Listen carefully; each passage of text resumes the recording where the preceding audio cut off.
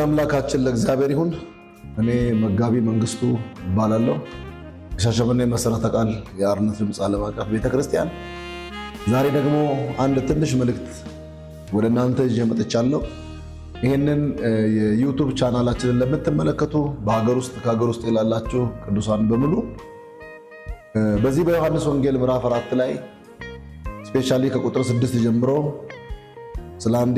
ስለ ሳምራዊት ሴት ታሪክ የሚናገረውን የመጽሐፍ ቅዱስ ክፍል ይዤላችሁ መጥቻለሁ።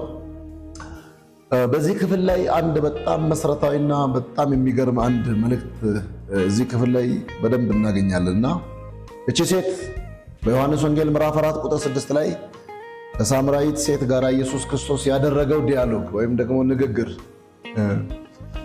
የሕይወት ውሃ እንዴት መጠጣት እንዳለባትና የሕይወት ውሃ ጠጥቶ እንዴት መርካት እንዳለበት ሰው ከሚቅበዘበዝበትና ካላረፈበት ነገር እንዴት እንደሚያርፍበት ክፍሉ ላይ በጣም የሚናገርበት ነው። እስቲ መጽሐፍ ቅዱሱን ክፍሉን ላንብብላችሁ። እንደዚህ ይላል። ከሰማርያ አንዲት ሴት ውሃ ልትቀዳ መጣች። ኢየሱስም ውሃ ጠጭኝ አላት። ደቀ መዛሙርቱ ምግብ ሊገዙ ወደ ከተማ ሄደው ነበርና፣ ስለዚህ ሳምራዊቱ ሴት የይሁዳ ሰው ስትሆን ሳምራዊ ሴት ከመሆን ከእኔ ጋር እንዴት ትለምናለህ አለችው። አይሁድ ከሳምራውያን ጋር አይተባበሩም ነበርና። ኢየሱስም መልሶ የእግዚአብሔር ስጦታ ውሃ ጠጭኝ የሚልሽ ማን መሆኑን ብታውቂ አንቺ ትለምኚው ነበር፣ የሕይወት ውሃ ይሰጥሽ ነበር አላት። ሴቲቱም ጌታ ሆይ መቅጃ የለህም፣ ጉድጓዱም ጥልቅ ነው። እንግዲህ የሕይወት ውሃ ከወዴት ታገኛለህ? በውኑ አንተ ይህንን ጉድጓድ ከሰጠን ከአባታችን ከያዕቆብ ትበልጣለህ? እርሱም ልጆቹም ከብቶቹም ከዚህ ጠጥተዋል አለችው። የመጽሐፉ ዋናው ጉዳይ ኢየሱስ ክርስቶስ ደቀ መዛሙርቱን ወደ ከተማ ልኮ ከዚች ሳምራዊ ሴት ጋር ዮሴፍ ለልጁ ለያዕቆብ በሰጠው ጉድጓድ አጠገብ ቁጭ ብሎ የመጠበቁ ሚስጥር አንድና አንድ ነው። ሳምራውያንና አይሁድ በሶስት መሰረታዊ ነገር አይግባቡም ነበር። የመጀመሪያው ሳምራውያን አሕዛቦች ናቸው፣ አይሁዶች ደግሞ ጂዊሾች ናቸው። ሁለተኛው የፖለቲካ ነው። ሶስተኛው ደግሞ የባህል ነው። በእነዚህ ሶስት መሰረታዊ ነገር አይሁድና ሳምራውያን አይግባቡም ነበር። ኢየሱስ ክርስቶስ እነዚህን ሶስት መሰረታዊ ችግሮችን አልፎ ሴትዮቷ ያለችበት ችግር በማህበረሰቡ መካከል ምንም አሕዛብ ብትሆን፣ ምንም ሳምራዊ ብትሆን፣ ምንም በባህል በሃይማኖት በስርዓት የማይገናኘው እንኳን ቢሆን ኢየሱስ ክርስቶስ ጠብቆ አንድ ነገር አላት። እሷ ባለችበት ሁኔታ ውስጥ ወደ እሷ ቀርቦ እንዲህ ብሎ ነገራት። ወደ እሷ መጣና ውሃ ጠጭኝ አላት። እንደዚህ ብላት መለሰችለት፣ እኔ ሳምራዊ ነኝ፣ አንተ አይሁዳዊ ነህ። ሳምራውያን ከአይሁድ ጋር እንደማይስማሙ እንደማይግባቡ፣ ግብብነት እንደሌላቸው ሰማርያን ወይም በሰማርያ ማለፍ ኢየሱስ ግድ የሆነበት መሰረታዊው ነገር እችን ሳምራዊ ሴት ለማዳን ነው። ወደዚህ በመጣ ጊዜ እንደዚህ አላት፣ እኔ ውሃ አጠጭኝ የምልሽ ማን መሆኑን ብታውቂ ኖሮ አንቺ ትለምኚው ነበር አላት። ክብር ለአምላካችን ለእግዚአብሔር ይሁን። ጌታችን ኢየሱስ ክርስቶስ እችን ሴት እንደዚህ አላት፣ እኔ የምሰጥሽን ውሃ የምትጠጪ ከሆነ አላት ለዘላለም አትጠሚም። ሰው በክርስቶስ ኢየሱስ የሕይወት መንፈስ ካላረፈ በምንም እንደማያርፍ የመጽሐፍ ቅዱሱ ክፍል በደንብ አድርጎ ይነግረናል። እሷ የምታወራው ስለ ተፈጥሯዊ ውሃ ነው። በያዕቆብ ጉድጓድ ቀርታ ስለሚጠጣው መልሶ ስለሚጠማው ውሃ ነው እሷ የምታወራው። እሱ ግን እኔ የሚሰጥሽን ውሃ የሚጠጣ ሰው ለዘላለም እንደማይጠማ ነው የሚነግራት። በእውነት ይህንን ቪዲዮ ለምትመለከቱ ቅዱሳን በሙሉ እንደዚህ እላችኋለሁ፣ ሀገር ውስጥ ከሀገር ውጭ ያላችሁ፣ ያመናችሁ ያላመናችሁ፣ ያለ ኢየሱስ እርካታ እረፍት የለም። እንደዚህ አላት። ቁጥር 10 ላይ እንደዚህ ይላል፣ ኢየሱስም መልሶ የእግዚአብሔር ስጦታ ውሃ አጠጪኝ የሚልሽ ማን መሆኑን ብታውቂ፣ አንድ ስጦታ ነው የእግዚአብሔር ስጦታ። ማን መሆኑን ብታውቂ አንቺ ነበርሽ የምትለምኚው።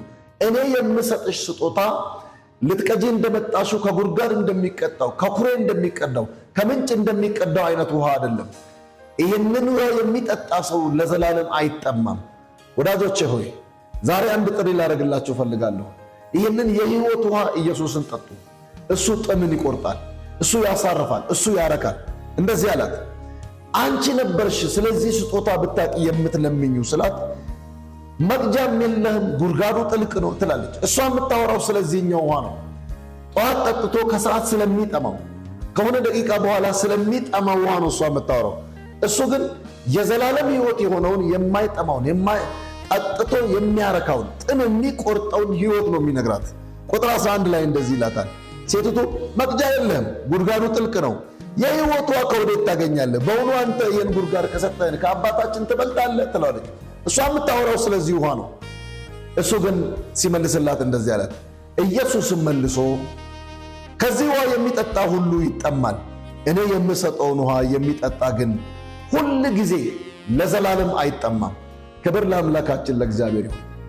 አሁን ከዚህኛው ከሚጠማው ከሚያልቀው ጊዜያዊ ከሆነው ውሃ አወጣት።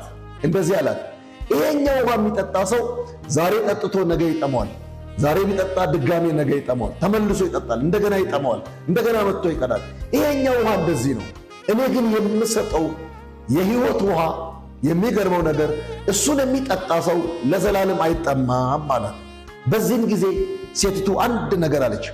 በየቀኑ ተመላልሳ እንዳትቀዳ ለዘላለም እርፍ ልታርፍ ይህንን የሕይወት ውሃ ከሱ ወስዳ መጠጣት ፈቀደች። እኔ ዛሬ እንደዚህ እላችኋለሁ፣ ይህንን ቪዲዮ ለምታዩ ሁሉ ካላችሁበት ከየትኛውም ሁኔታ የሚያረካ ጥማችሁን የሚቆርጥ ሕይወታችሁን የሚያሳርፍ ኢየሱስ ነው። እሱ ብቻ አይደለም፣ መጠጣቷ ብቻ አይደለም። እንደዚህ አለች፣ እንደዚህ አላት ጌታ ኢየሱስ እንደዚህ አላት፣ ይህንን ውሃ የሚጠጣ የሕይወት ውሃ ምንጭ ከሆዱ ይፈልቃል። ለሌላ የሚተርፍ ነው፣ የማያቋርጥ ነው። ይሄ ጠጥቶ ብቻ መርካት አይደለም፣ ሌላን ማጠጣት ይቻላል፣ ለሌላ ማሳለፍ ይቻላል፣ ለሌላ ማካፈል ይቻላል፣ ለሌላም የሚተርፍ ነው። አንቺ የረካሽበት የሕይወት ውሃ ምንጭ የሚፈልቅ ነው፣ እየፈለቀ ለሌሎች የሚተርፍ ነው፣ ሌሎችንም የሚያድን ነው ብሎ ነገራት። በዚህም ጊዜ በቃ ይህንን ውሃ ለመጠጣት ፍቃደኛ ሆነች። ውሃውንም ስጠኛለች። በዚህም ጊዜ እንደዚህ አለኝ፣ ውሃውን እሰጥሻለሁ፣ ትጠጫለሽ፣ ለዘላለም ረክተሽ ልትቀሪ።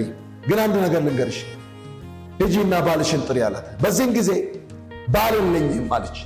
ጌታ ኢየሱስ እንደዚህ አለ፣ እውነት ብለሻል፣ 5 ባሎች አሉሽ፣ 5ቱም ባሎች ያንቺ አይደሉም አላት። በዚህም ጊዜ የልቦና አይኗ በራ። እንደዚህ አለች፣ ጉዴን የነገረኝን ኑና ስሙ ብላ ውሃ ልትቀዳበት የነበረውን እንስራ ትታ ወደ ሰማርያ ከተማ ሄደች። የተካፈለችውን የጠጣችውን ሕይወት ለሌሎች ልታጠጣ ወጥታ ሄደች። ለሰማርያ ሰዎች ወንጌልን አወጀች፣ ሄዳ ተናገረች። የሰማርያ ከተማ ሰዎችም ንቅል ብሎ እሷን ሰምቶ መጡ። ለሰማርያ ከተማ የወንጌል በር ነች።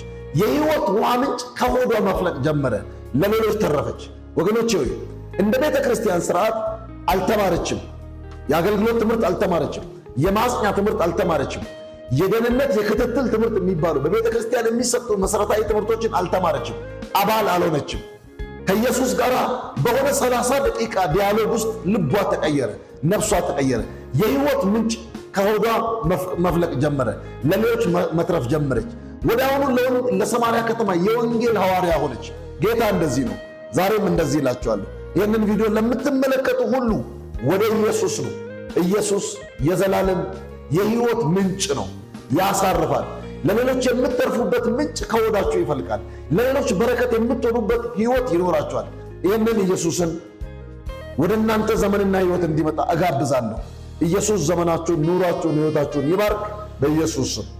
አምላካችን እግዚአብሔር ይህንን የተካፈልነውን መንፈስ እንዲያጸና ከኔ ጋር ይህን ጸሎት እንድትጸልዩ እፈልጋለሁ። የምታምኑ የማታምኑ በሀገር ውስጥ ከሀገር ውጭ ያላችሁ ሁሉ በእውነት ይህንን ውሃ ተቀብሎ የረካ ካለ ያመስግን። ይሄ የሕይወት ውሃ የተቀበለ ካለ ያመስግን። ያልተቀበላችሁ ደግሞ ይህንን የሕይወት ውሃ ተቀበሉ። እሱ ከመቅበዝበዝ ያሳርፋል። ስለዚህ ጸልያለሁ በናዝሬቱ ጌታ በኢየሱስ ስም የሕይወት ውሃ ምንጭ ሆንክ ኢየሱስ፣ ከእናንተ ሆድ የሕይወት ውሃ ምንጭ ይፈልቃል ያልክ አንተ ነህ። የሚፈልቅ ምንጭ በእኛ ውስጥ ያደረግ ይህንን ያካፈልከን አምላካችን እግዚአብሔር በሰማይና በምድር ክብር ለስሜ ይሁን። እንዳንተ ያለ ማንም የለም። እናመሰግንሃለን። አንተ መልካም ነህ በነገር ሁሉ።